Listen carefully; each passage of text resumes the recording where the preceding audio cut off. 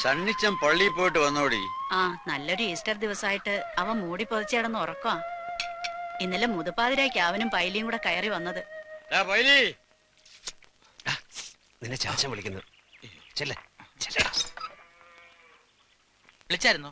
പൈലിനി തുരിശടിക്കാൻ ആളെ കൊണ്ടുവരാന്ന് പറഞ്ഞിട്ട് മരിച്ചുപോയി. മരിച്ചുപോയോ? അയാളുടെ ഭാര്യയുടെ അമ്മായിയപ്പന്റെ അളിയ പമ്പ് സെറ്റ് എന്നാക്കാൻ ആളെ കൊണ്ടുവരാന്ന് പറഞ്ഞിട്ടോ?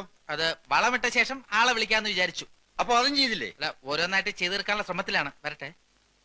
ഈ വിവരം കെട്ടവനെയാണോ ഇതൊക്കെ ഏൽപ്പിക്കുന്നത്? നിന്റെ കുടുംബത്തിൽ പറഞ്ഞവനല്ലേ ഇതിൽ കൂടുതൽ വിവരം എങ്ങനെ ഉണ്ടാവുക? അല്ലേടാ മോനെ? അമ്മച്ചി, ഞാൻ പള്ളി പോവാ. ഒരു ഈസ്റ്റർ ദിവസം ഉള്ളതുകൊണ്ട് മക്കളെയും മരുമക്കളെയും എല്ലാം ഒരുമിച്ച് കാണാൻ പറ്റി. അടുത്ത ഈസ്റ്റർ ആകുമ്പോഴത്തേക്ക് മോളിക്കുട്ടി ചാച്ചന്റെ കസ്റ്റഡിയിൽ നിന്ന് പോവും ഇല്ലേ എൽസമ്മേ? പോടാ അവിടുന്ന്. എന്റെ കൂടെ ഇവിടെ താമസിക്കാൻ സൗകര്യമുള്ളവനെ ഞാൻ എന്റെ മോളെ കെട്ടിച്ചു കൊടുക്കും അല്ലേടി? എന്റെ പിള്ളേരെ ഒന്ന് വേഗം ആവട്ടടി. 2 താറാവിനെയും കൊണ്ട് ഇരിക്കാൻ തുടങ്ങിയിട്ട് നേരെ അത്രയായി. ബേബിച്ച, ടൗണിൽ നിന്ന് സാധനം വല്ലതും വാങ്ങണമെങ്കിൽ പറഞ്ഞോളൂ. ഈസ്റ്റർ സ്റ്റോക്ക് തീരും. ബേബിച്ചെന്റെ പൈസ വാങ്ങിച്ച് നീ സാധനം വാങ്ങിച്ച പോലെ തന്നെ.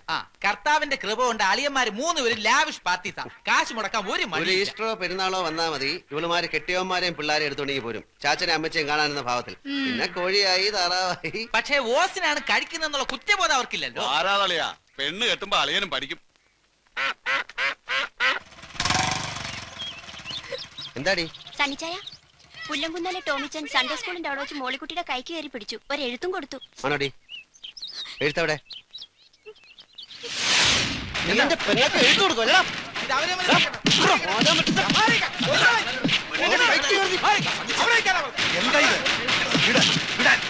പള്ളിപ്പറമ്പിൽ കിടന്ന് കുസ്തി പിടിക്കാൻ അച്ചോ, സംഗതി നിസ്സാരമാണെങ്കിലും പാലോമറ്റത്ത് പറഞ്ഞ പെൺകൊച്ചിനോട് ഇങ്ങനെ പറയാനും പെരുമാറാനും അവൻ എങ്ങനെ ധൈര്യം ഉണ്ടായി? അത്രയ്ക്കൊന്നും ഉണ്ടായില്ലല്ലോ ടീച്ച. നിങ്ങളുടെ പെൺകൊച്ചിനെ കല്യാണം കഴിക്കണമെന്ന് അവൻ ആഗ്രഹമുണ്ടെന്ന് പറഞ്ഞു, അത്രയല്ലേ ഉള്ളൂ. മതി. അച്ഛനറിയോ, അവന്റെ അപ്പനുണ്ടല്ലോ പാപ്പൻ, അവൻ ഇവിടെ വന്നാൽ ഈ കസേരമേൽ ഇരിക്കില്ല. പാലമറ്റത്ത് തിണ്ണേലിരുന്ന് ഇവിടെ അടുക്കളയും മിച്ചം വരുന്ന കപ്പയും കഞ്ഞിയും കുടിച്ചാ ആ പുല്ലാങ്കുന്നുകാരി ഇത്രയും വളർന്നത്. ആ പാലോമറ്റത്തെ പെൺകൊച്ചിനോട് അനാവശ്യം എന്തെങ്കിലും പറഞ്ഞാൽ കുന്നാളെവനെ ഞാൻ. പോട്ടെ സണ്ടിച്ച, അതിനി പറഞ്ഞു പെരുപ്പിച്ച് പുല്ലാങ്കുന്നേക്കാരായിട്ട് വെറുതെ ഒരു കശവിശം ഉണ്ടാക്കണ്ട.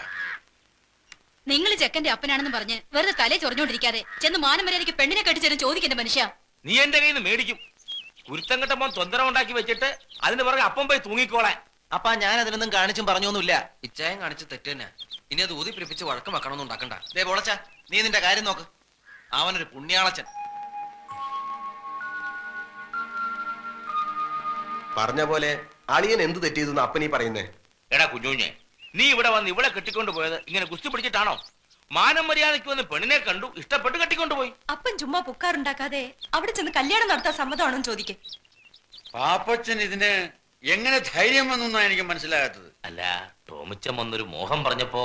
മോഹങ്ങൾ തിരമാലകൾ പോലെയല്ലേ പാപ്പച്ച? ഒന്ന് തീരുമ്പോ മറ്റൊന്ന്. അതിന് പുറകെ വിവരമുള്ളവരിറങ്ങിത്തിരിക്കാന്ന് വെച്ചാൽ പാപ്പച്ചനൊരു കാര്യം ചെയ്യും. ഇങ്ങനെ ഒരു ആലോചനയുമായിട്ട് ഇവിടെ വന്ന കാര്യം നാട്ടുകാരറിയണ്ട. കുറച്ചിൽ തനിക്ക് തന്നെയാ. പാപ്പച്ച, നിന്റെ മോൻ ടോമിച്ചന്റെ ഭാഗത്ത് നിന്ന് ഇങ്ങനൊരു പിടിപ്പീട് സംഭവിച്ചു പോയ സ്ഥിതിക്ക് നമ്മൾ ആ തെറ്റ് സമ്മതിച്ചേ പറ്റൂ. ചക്കര ഇറ്റുന്നിടത്തല്ലേ ഉറുമ്പ് പായൂ. പുല്ലാങ്കുന്ന പാപ്പച്ചന് ഇസ്പർ 7-ാം കൂലിയാണല്ലോ. എനിക്കും ഉണ്ട് അച്ചോ 2-3 പിള്ളേര്. അതുങ്ങളുടെ കല്യാണം ഈ പള്ളി വെച്ച് ഞാൻ നടത്തും. പാലോമറ്റത്തെ മാടമ്പിപ്പിള്ളയെ കിട്ടുന്നതിനേക്കാൾ മുന്തിയെടുത്തുനിന്ന് കല്യാണത്തിന് അച്ഛനെ ഞാൻ വിളിക്കും. കെട്ടുകുർബാനയ്ക്കല്ല, മിന്നുകെട്ട് കാണാൻ. കെട്ടുകുർബാനയ്ക്ക് ഞാൻ മെത്രാപ്പോലിത്തയെ കൊണ്ടുവരും. കൂടെ തറവാട്ടി പറഞ്ഞ 10 അച്ഛന്മാരെ. ഈശോമിശിഹായ്ക്ക് സ്തുതിയായിരിക്കട്ടെ. കുട്ടിയുടെ കല്യാണത്തിന് ഇവിടുത്തെ ഡെപ്പോസിറ്റിൽ നിന്ന് കുറച്ച് പണം മറിച്ചു. പാപ്പനതറിയാം. കഴിഞ്ഞ ദിവസത്തെ സംസാരത്തിന് ശേഷം ഓരോരുത്തരായി പണം ചോദിക്കാൻ വരുന്നു. അതൊക്കെ വിറ്റോ തുലച്ചോ എങ്ങനെയെങ്കിലും കൊടുത്തു തീർക്കായിരുന്നു. പക്ഷേ അപ്പം മോളിക്കുട്ടിയുടെ മിന്നേട്ടിന് അപ്പൻ്റെ ഒന്നും ഉണ്ടാവില്ല. 3 പെൺകുട്ടികളെ മാന്യമായിട്ട് പറഞ്ഞയച്ചപ്പോ അപ്പൻ്റെ നടുവൊടിഞ്ഞു. ഞാനിപ്പോ എന്താ ചെയ്യണ്ട? ചിറയ്ക്കൽ അച്ഛൻ ഇന്നലെ ഒരു കാര്യം പറഞ്ഞു. 2 ലക്ഷം രൂപ ശ്രീധരൻ തരാൻ കട്ടപ്പനയിൽ ആരാണ്ട് തയ്യാറാണെന്ന്. ചാച്ചനും അച്ഛനും കൂടെ എല്ലാം തീരുമാനിച്ചുറപ്പിച്ചില്ലേ, പിന്നെ ഞാനെന്ത് പറയാൻ? ആര് പറഞ്ഞു ഉറപ്പിച്ചെന്ന്? അതൊക്കെ നീ ചെന്ന് കണ്ട് ഇഷ്ടപ്പെട്ടതിന് ശേഷം.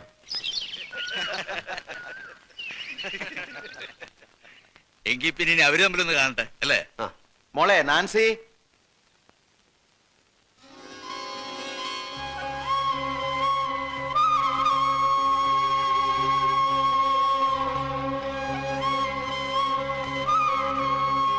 സണ്ണിച്ചു, പെണ്ണിന് വല്ല ചട്ടോ വിൽക്കോ മറ്റോണോ നോക്കിക്കോണം. പിന്നെ നാളെ ഞങ്ങൾ കൂടെ വന്നൊരു കുറ്റം പറഞ്ഞേക്കരുത്.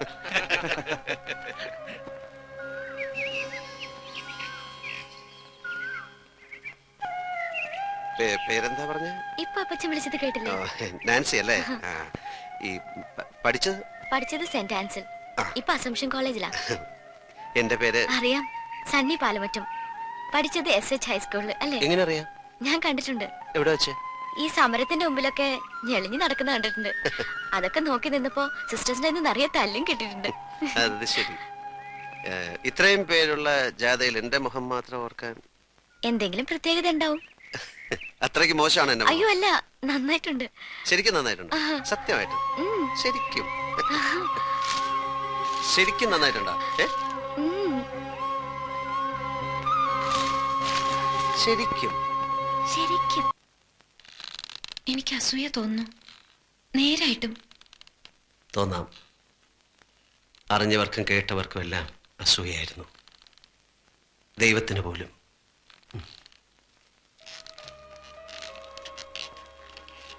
പിന്നെ ഞങ്ങളുടെ മനസ്സ് ചോദ്യം കഴിഞ്ഞു.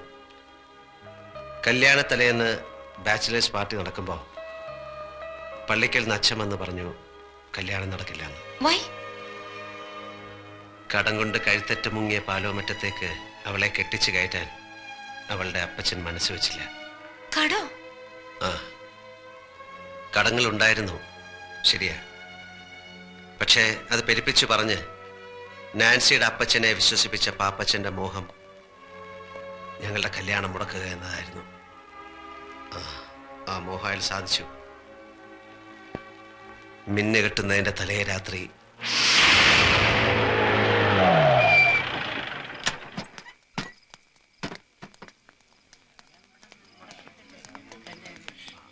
എന്താ അച്ഛാ ഇതിന്റെയൊക്കെ അർത്ഥം?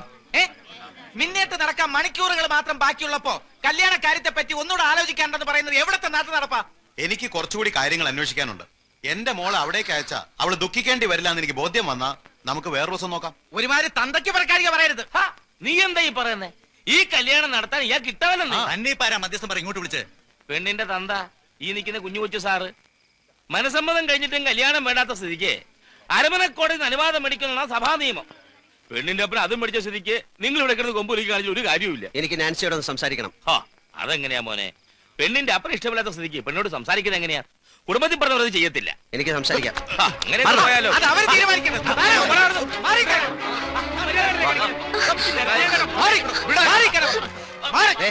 ഇവളെ വിളിച്ചിറക്കി കൊണ്ടുപോകാനാ ഞാൻ വന്നത്. നിനക്ക് സമ്മതമാണെങ്കിൽ നാളെ നിന്റെ കഴുത്ത് ഞാൻ മിന്നു കെട്ടും. വരാൻ തയ്യാറാണോ? തയ്യാറാണോ എന്ന്? അവിടെ നിന്നാണ് എൻ്റെ നഷ്ടങ്ങൾ ആരംഭിച്ചത്. വർഷങ്ങൾ കഴിഞ്ഞിട്ടും നാൻസിയെ മറക്കാൻ എനിക്ക് കഴിഞ്ഞില്ല. മനസ്സുകൊണ്ട് അവൾ എപ്പോഴും എൻ്റെ കൂടെ ഉണ്ട്, ഇവിടെ ഈ സിംഗപ്പൂരിൽ. പിന്നീട് സണ്ണിച്ചൻ നാട്ടിൽ പോയിട്ടില്ല? ഇല്ല, വേറൊരു വിവാഹത്തെക്കുറിച്ച് ചിന്തിച്ചിട്ടുമില്ല. നാട്ടിൽ നിന്ന് ഫോൺ ചെയ്യുമ്പം അമ്മച്ചിക്ക് ഒന്നേ അറിയണ്ടു, എപ്പോഴാണ് എൻ്റെ കല്യാണം എന്ന്. അത് നടന്നു കാണാൻ വേണ്ടി മാത്രം ജീവിച്ചിരിക്കുന്ന പോലെ. ഇനി ഫോൺ ചെയ്യുമ്പോൾ ഞാൻ പറയും കെട്ടാൻ ഞാൻ റെഡി. ഇവിടെ സുന്ദരിയായ ഒരു നസ്രാണി കൊച്ചിനെ ഞാൻ കണ്ടുവച്ചിട്ടുണ്ട്, ദിവസം നിശ്ചയിച്ചോളാം. അപ്പൊ നാൻസി? അവൾ പോയി. കഴിഞ്ഞ വർഷം എനിക്കൊരു വെഡിങ് കാർഡ് കിട്ടി. വധു നാൻസി, വരൻ എൻ്റെ കുടുംബം തകർത്ത പുല്ലാങ്കുന്നേൽ പാപ്പച്ചൻ്റെ മകൻ പോളച്ചൻ. ഇതാ പറയണത്, വിലപിടിപ്പുള്ള ഒന്ന് നഷ്ടപ്പെടുമ്പോ മറ്റൊന്ന് നമ്മെ കാത്ത് എവിടെയോ ഉണ്ടെന്ന്.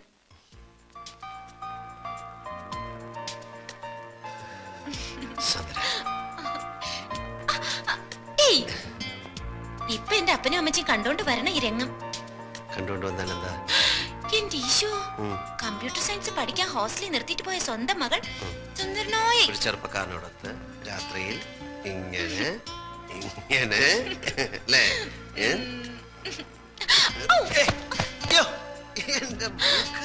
സോറി സോറി കേട്ടോ. പുതിയ ഇത്രയൊക്കെ ആയ സ്ഥിതിക്ക് ഞാൻ സണ്ണിച്ചാനുള്ളല്ലേ? അതെ, അതുകൊണ്ടാണല്ലോ. അതൊക്കെ വീട്ടുകാരറിഞ്ഞ് പള്ളി വെച്ച് മിന്നു കെട്ടിട്ട് അതുവരെ എന്റെ പൊന്നു മോന് ക്ഷമിച്ചൂടെ?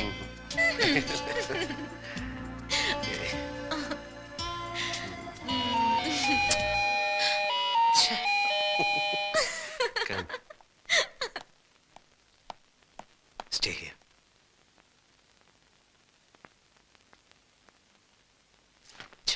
വരാൻ കണ്ട നേരം. അച്ചായൻ അച്ചായൻ.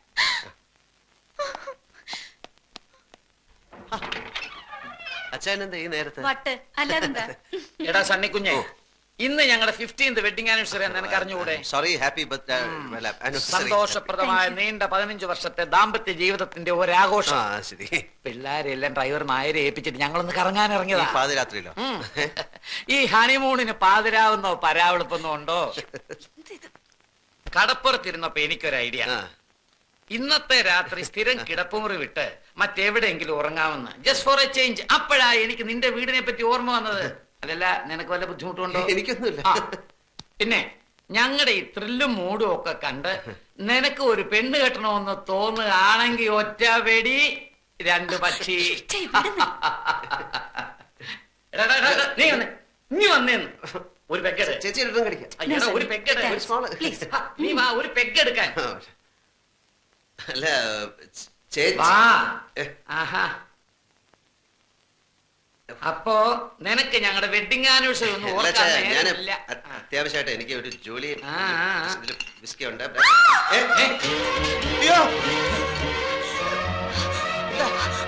അവിടെ ഒരു പെണ്ണ്. പെണ്ണ എവിടെ? ഒരിക്കലും രാത്രിയിൽ എങ്ങനെ പെണ്ണ് വരാൻ? അവിടെ ഒരു പെണ്ണ്.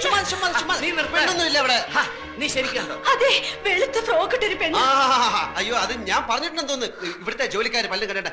നമ്മളെ ഈ വീട് വാങ്ങിച്ച ഫ്രഞ്ചാരി മദാമേടന്നല്ലേ, അവരുടെ ഒരു ആന്റി ഇവിടെ പോയസം കഴിച്ച് മരിച്ചിട്ടുണ്ട്. അവർ രാത്രി ഫ്രോക്ക് ഇട്ടുണ്ടായിരുന്നു. ഇത് മദാമയൊന്നുമല്ല, മലയാളിയാണ്. ഞാൻ ശരിക്കും കണ്ടതാണ്. എനിക്ക് ആ മദാമയുടെ പരിപാടിയിൽ ഏതെങ്കിലും മലയാളി പ്രേതങ്ങളായിരിക്കുന്നത്. അങ്ങനുണ്ട് ആ മലയാളി പ്രയത്നം. എനിക്കൊന്ന് കാണുമല്ലോ. ആവശ്യമില്ല പ്രയത്നോട് കളിക്കണ്ട. കുഞ്ഞെ, ഞാൻ ആരാന്ന് നിനക്കറിയാമോ? കടമറ്റത്തച്ഛന്റെ ഗോത്രത്തിൽപ്പെട്ടവനാ. ഒരു പ്രയത്നം നിങ്ങളെ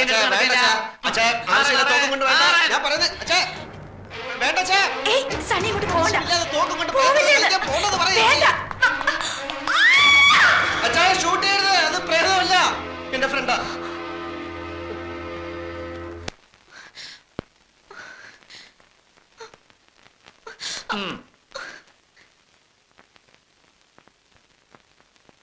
ചേച്ചി,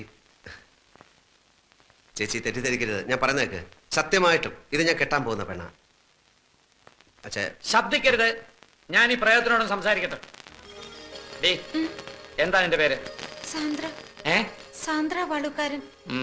നിന്റെ അപ്പന്റെ പേരെന്താ? ജോൺ വാളുകാരൻ. അയക്ക് സിംഗപ്പൂരിൽ എന്താ ജോലി? എന്താ ജോലി? ബാങ്കിൽ വർക്ക് ചെയ്യുന്നു. നിന്നെ ഇവൻ കെട്ടുമെന്നുള്ള ഉറപ്പാണോ? ഉറപ്പാണോ? അതെ. നടക്ക. നിന്റെ അപ്പന്റെ ശരിയായിട്ടുള്ള അഡ്രസ്, ഫോൺ നമ്പർ എല്ലാം ഇതിൽ ഫീഡ് ചെയ്യും. നടക്ക. എടാ, ഇത് സത്യമാണോടാ? അതോ ഞങ്ങളെ ബോധിപ്പിക്കാൻ വേണ്ടി നീ ചുമ്മാ കള്ളം പറഞ്ഞാണോ? സത്യം. എന്റെ മരിച്ചുപോയ ചാച്ചനാണ് സത്യം. എടാ, ഞാൻ അമ്മച്ചിയെ വിളിച്ച് പറയാം. പറ, എന്നെ വിശ്വാസമല്ലേ, ഞാൻ തന്നെ വിളിച്ചുതരാം.